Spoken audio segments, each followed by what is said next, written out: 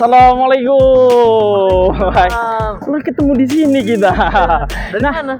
Saya dari tadi. Oh, ya. Bisa. Enggak, cuman pengen lihat tahu katanya ini tempatnya bagus, makanya pengen ke sini, apalagi di zaman corona. Nah, ini benar. Mas Erwin. Pas banget nih, kita lagi ada acara podcast bersama Race Generation. Acara apa tuh? Nah, ini acara di mana acara ini itu memang kita rancang buat para remaja biar lebih mendalami lagi tentang Islam.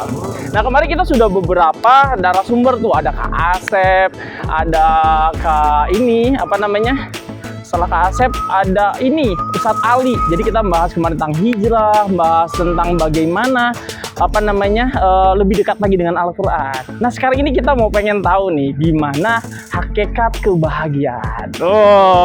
Ya Erwin, sibuk apa sekarang? Kalau sibuknya ya biasa lah. Kalau minggu kita libur kan. Kalau Senin sampai hari-hari kita ngajar. Oh, ngajar ya. Ini kayaknya bentar lagi kita juga udah mau bakal masuk nih. Udah, minggu ini udah malah malah sudah masuk. Ini berarti buat teman-teman ini harusnya semangatnya lagi menggebu-gebu ya. Karena sudah berapa tahun ini? Udah hampir 2 tahun nih kita ya. Betul banget. Sudah 2 tahun mau COVID dan akhirnya bisa bertemu sama teman-teman. Oke, kita sambil jalan aja. Oke, yuk. Ini sebenarnya bahagia itu apa sih, Mas? Kalau menurut Kak Erwin sendiri? Iya. Bahagia itu semua orang pasti pengen bahagia ya, kan ya? Betul. Bahkan semua orang nyari bahagia gitu. Bahkan kalau ditanya ke orang masing-masing beda-beda. Ada yang ngira bahagia itu ada di harta. Betul, Ada yang ngira bahagia itu ada di jabatan. Ada yang ngira bahagia itu kalau punya followers banyak tuh. Oh, apalagi anak zaman sekarang kan, followers, viral. Ada lagi yang ngira bahagia tuh bisa punya banyak perempuan, punya pacar. Kenalan cewek banyak gitu ya. Setia, setiap tikungan ada. Iya. Gitu. Itu jokes ini zaman dulu banget. Kalau anak sekarang kayaknya nggak tahu. Gitu. Terus ada lagi yang ngira jelas bahagia banyak lah, versi orang masing-masing beda-beda. Ada yang ngira bahagia itu bisa traveling kemana-mana, itu bahagia. Nah, sebenarnya bahagia itu apa sih? Itu kan yang penting didudukkan betul. Supaya kalau kita mengejar sesuatu itu jelas sesuatunya itu. Ya, betul. Kalau kita salah mendefinisikan makna bahagia, jangan-jangan nanti kita mengejar bahagia yang semu.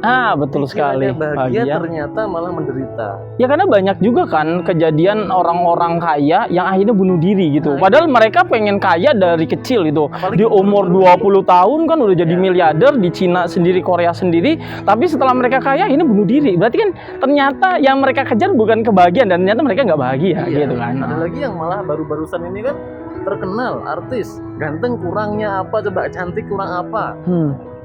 Apa harta dia punya kan gitu. Ini siapa ya? Saya nggak tahu ya. Aduh, barusan ini inisialnya NR. NR. Sama suaminya keciduk polisi kan gitu. Yang stand up komedian itu. Itu yang terbaru. Iya. Kan pasti yang sambil nonton ya. Ya, stand up itu kan ketawa-tawa kan. Ya, dikira kan kita mikirnya bahagia kan. Kira bahagia, ternyata dia nggak bahagia sampai pelariannya ke sabu. Nah, itu tuh ketika kita salah mendudukkan makna bahagia, akhirnya kita mengejar sesuatu yang semu. Dikiranya bahagia ternyata hampa. Nah, ini sekarang berarti bahagia menurut Kak Erwin dan bahagia menurut Islam itu seperti apa sih sebenarnya? Ya, bahagia itu sebenarnya begini ya. Kalau kita tanya bahagia kan semua orang pasti beda-beda. Maka kita tanyakan kepada siapa yang memberi bahagia. Karena bahagia itu sebenarnya hakikatnya bukan dicari. Memang dicari sih, tapi sebenarnya bahagia itu diberi sebenarnya. Karena Allah tuh mengatakan ketika Allah menjelaskan dalam surah At-Toha ayat 124, "Wa man a'rada an dzikri fa inna lahu ma'isyatan dhanka." Barang siapa yang berpaling dari peringatanku, maka maka dipastikan oleh Allah baginya itu kehidupan yang sempit. Bahkan dalam Ibnu Katsir itu Ibnu Katsir dalam tafsirnya itu menjelaskan, walaupun orang itu punya pakaian yang bagus, walaupun orang itu punya makanan yang dia sukai, yang dia makan tiap hari, walaupun dia punya rumah yang banyak, walaupun dia itu punya harta banyak, jabatan tinggi, tapi ketika dia maksiat kepada Allah, berpaling dari peringatannya, berpaling dari Al-Quran, berpaling dari sunnah Rasulullah, maka dipastikan oleh Allah ma'isyatan dongka, kehidupannya sempit, hatinya sempit, dadanya nggak lapang, dadanya tuh sesak gitu. Walaupun semua berkecukupan gitu, tapi tetap aja ada yang kosong lah ibaratnya ya. Betul itu. Makanya kan di sisi Allah itu sebenarnya bahagia itu bukan nilainya bukan di harta, bukan di jabatan, bukan di yang lainnya, tapi ketika dia itu mengikuti peringatan Allah. Kan kalau tadi dikatakan orang yang kehidupannya sempit adalah orang yang berpaling dari peringatan Allah, sebaliknya kalau orang itu mengikuti peringatan Allah, maka dia pasti akan diberikan hati yang lapang. Nah, hati yang lapang ini yang bikin bahagia sebenarnya. Banyak juga para sahabat yang sebenarnya mereka kan kayak misalnya Abu Bakar kan. Abu Bakar itu sampai mengorbankan seluruh hartanya, bahkan dia nggak pernah berpikir bahwasanya nanti hartanya hilang itu hilang kebahagiaan, tapi ternyata bahagia juga. Semuanya dikasih kan. Ketika ditanya oleh Rasulullah, apa yang kau tinggalkan untuk keluargamu? Dia jawab Allah dan Rasulnya. Wah, luar biasa. Bayangin orang seperti itu udah yakin betul bahwasanya bahagia bukan di harta. Dan kemudian kalau kita lihat Bilal bin Rabah misalkan ya, kalau dari kulit kan hitam, mantan budak, coba statusnya rendah, ibaratnya kalau di zaman itu rendah sekali kan. Tapi kemudian ketika dia masuk Islam, kemudian dia taat pada Allah, menjalankan sunnah Rasulullah, lihat bagaimana kata Rasulullah, sendalnya udah kedengeran di surga. Orang nggak iri gimana coba? Sendal kita ini, sepatu kita ini belum tentu di surga gitu. Sendalnya dia gitu. Ibaratnya kalau kita sepatu itu Adidas itu belum tentu sampai sana, ini sendal biasa kan. Sendal zaman itu apa coba? Nggak ada mereknya udah sampai surga gitu. Bahkan namanya pun sampai sekarang kalau orang azan panggilannya adalah Bilal. Itu luar biasa. Luar biasa. Itu makanya sahabat tuh bisa mendudukkan bahagia itu betul-betul pada ketaatan pada Allah Subhanahu Wa Taala. Dan mereka yakin juga dengan itu. Nah, sebenarnya kita sebagai remaja gitu kan, sebenarnya ketika kita mencari kebahagiaan gitu, mereka sebenarnya kan kayak punya cita-cita. Sebenarnya cita-cita itu kan sebenarnya nggak salah kan ya? Nggak salah kan. Tapi bagaimana nanti cara menggapainya itu ikut taat kepada Allah atau enggak kan sebenarnya. Islam tuh nggak ngelarang kita untuk populer, ngelarang kita untuk nyari harta banyak, enggak. Islam juga nggak ngelarang kita untuk cari jabatan yang tinggi, enggak. Tapi Islam cuma ingin tahu bahwasanya kamu boleh cari harta, kamu boleh cari jabatan, kamu boleh populer, tapi taat. Itu aja kuncinya. Kuncinya adalah taat itu. Karena ketika dia sekali aja maksiat mendapatkan itu, pasti dia nggak akan bahagia. Karena bahagia itu dalam hati yang tenang. Dan ingat, Allah sendiri mengatakan dalam surah Al-Fat ayat 4 kalau nggak salah, huwallazi anzala sakinata fi qulubil mu'minin liyazdadu imana ma'a imanihim. Dialah Allah yang menurunkan ketenangan dalam hati-hati orang mukmin. Kemudian Allah menambah keimanan mereka setelah keimanan yang telah ada. Artinya apa? Yang ngasih ketenangan tuh Allah. Kita nyari ketenangan dari obat-obatan terlarang. Ngefly mungkin senang gitu, tapi habis itu ya sudah hampa selesai. Gitu. Atau kita sesenang apa sih yang di dunia ini yang kemudian dicari pakai cara maksiat? Mungkinlah kita ke diskotik atau traveling kemana-mana, kalau nggak taat pasti akan hampa, pasti. Nah, cuman kadang-kadang ini remaja itu malah agak membingungkan karena gini Mas, katanya mereka tuh takut ketika taat kepada Allah itu mereka nggak bahagia. Kenapa? Karena mereka meninggalkan semua yang dilakukan. Kalau sekarang anak-anak remaja kan bahagianya main TikTok, misalnya lagi traveling kemana-mana, punya baju bermerek, punya followers yang banyak. Itu mereka malah agak ketakutan di situ. Ketika mereka, makanya sebanyak remaja sekarang itu ketika dia semakin dekat sama Allah, itu mereka semakin takut gitu. Nah, itu menghilangkan rasa takut itu bagaimana gitu. Karena ada kan, karena kita buat remaja pun takut gitu. Nanti kalau anak pakai baju gini, ntar diinin nggak ya gitu. Ketakutan itu kan membuat kita jadi nggak bahagia kan sebenarnya. Takut kalau dia nanti hijrah nggak ada temennya lagi. Takut kalau hijrah nggak dapat rezeki dari itu lagi. Takut kalau hijrah nanti dijauhi teman-temannya kan gitu. Nah, ini adalah ketakutan semu yang memang setan tuh membisikkan begitu. Jangan taat, nanti begini loh. Setan tuh selalu membisikkan ketakutan kepada manusia, sesuatu yang semu, sesuatu yang menakutkan dari ketaatan. Padahal belum tentu. Padahal Allah sendiri yang akan memberikan janjinya kepada orang-orang yang takwa. Wa may yattaqillaha yaj'al lahu makhraja. Barang siapa yang taat sama Allah, yaj'al lahu makhraja, maka akan Allah berikan jalan keluar. Punya masalah apa? Kalau taat pasti akan Allah kasih jalan keluar. Kemudian kalau takutnya rezeki, nanti kalau saya taat nanti nggak punya rezeki lagi dari itu. Nanti kalau saya taat nanti rezeki saya hilang kan gitu. Kayak artis kan berat tuh pakai hijab kan. Ya, apalagi mereka sudah popularitas terus mereka hijrah, itu luar biasa susahnya. Karena mintanya jangan pakai hijab kan gitu.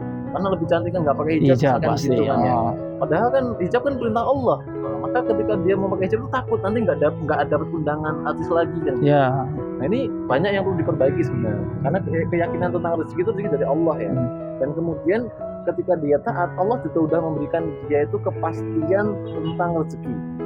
Lanjutan ayat itu atau ayat 3, awal-awal ayat itu disebutkan wa yarzuqhu min haitsu la yahtasib. Dan Allah akan memberikan dia rezeki dari arah yang tidak dia duga-duga. Jadi sebenarnya jadi kita sebenarnya yang salah adalah mungkin kita belum tahu gitu. Ternyata Allah itu sudah menyediakan slot. Kalau misalnya antum mau bareng, ibaratnya mau jalan yang lurus, insya Allah semuanya kan akan lancar gitu. Jadi itulah ya, itu makna kebahagiaan sebenarnya adalah di situ. Ada kalimat yang bagus begini. Senikmat-nikmatnya kita maksiat, itu pasti akan hilang sesaat, kemudian dosanya kekal. Selama-lamanya, bahkan kalau nggak ditaubati, akan ketemu dengan neraka yang sangat mengerikan. Tapi sesusah-susahnya taat, secapek-capeknya taat, akan hilang juga capeknya kan gitu. Tapi pahalanya kekal dan di surga udah siap tuh kenikmatan yang sangat luar biasa. Ada kisah menarik dari salah satu hadis Rasulullah, riwayat Muslim. Dikatakan nanti ketika orang itu semua dikumpulkan di akhirat, akan dipanggil 2 orang.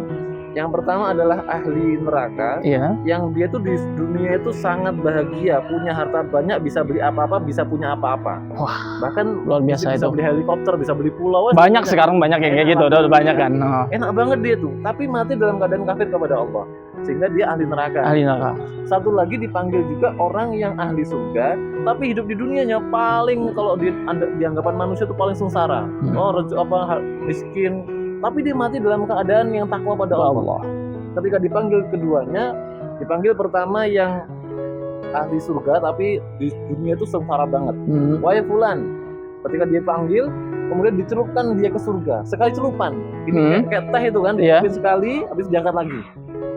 Habis itu ditaruh di situ lagi, ditanyakan kepada dia, wahai fulan, apakah engkau pernah merasakan keburukan, kesusahan walaupun sekejap saja? Dia jawab dengan lantang, ya Rabbi wallah, wahai Tuhanku demi Allah, aku tidak pernah merasakan kesengsaraan walaupun sekejap saja. Karena dicelupin ke surga sebentar itu langsung hilang semua kesakitan, luar biasa. Tapi kemudian dipanggil lagi satunya, yang ahli neraka tadi, yang punya segalanya lah ya. Sultan itulah ya. Nah, tapi sultannya sultan kafir. Gitu kan. Begitu meninggal dalam keadaan kafir, ahli neraka, maka dipanggil. Dicelupkan juga ke surga, ke neraka. Lalu diangkat sebagaimana nyelupin teh gitu kan. Ya, sama dengan celupan yang tadi yang ahli surga. Sekali celupan doang. Maka ketika itu diangkat, ditanyakan kepada dia, wahai fulan, apakah engkau pernah merasakan kebahagiaan walaupun sekejap saja? Dia jawab, ya Rabbi, wahai Tuhanku, Allah, enggak pernah aku merasakan bahagia.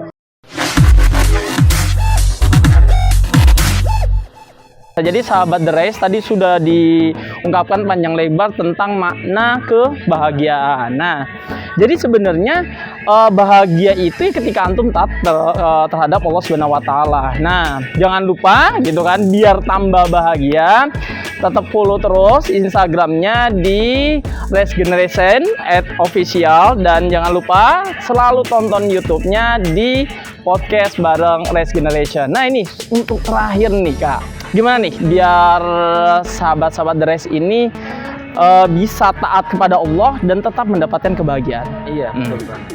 Jadi motivasi buat yang taat tapi udah mulai kehilangan motivasi untuk taat. Atau mungkin ada takut-takut dan keraguan. Iya. Untuk teman-teman Race Generation yang ada di sana, yang melihat kita semua di sini, ada pesan bagus bahwasannya kalau kita sudah mulai merasa capek ibadah, merasa capek untuk taat sama Allah, ingat, mau taat, mau maksiat sama-sama capeknya. Cuman bedanya ketika kita capek dalam kemaksiatan itu dapatnya dosa, dan ketika kita capek dalam ketaatan dapatnya pahala. Dan kalau ujung-ujungnya pahala, pasti ujung-ujungnya bahagia. Taat pasti bahagia, maksiat pasti sengsara. Nah, itu kata-kata luar biasa itu.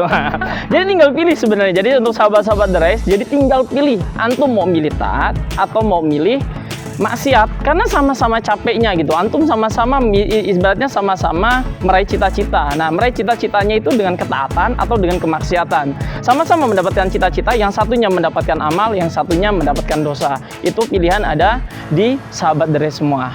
Mungkin untuk sharingnya makasih banget, ini luar biasa Kak Erwin. Kapan-kapan kita harus ngobrol lagi nih, biar sahabat The Race ini makin semakin semangat lagi nih gitu. Jadi kayaknya mereka sudah tahu nih bagaimana makna kebahagiaan.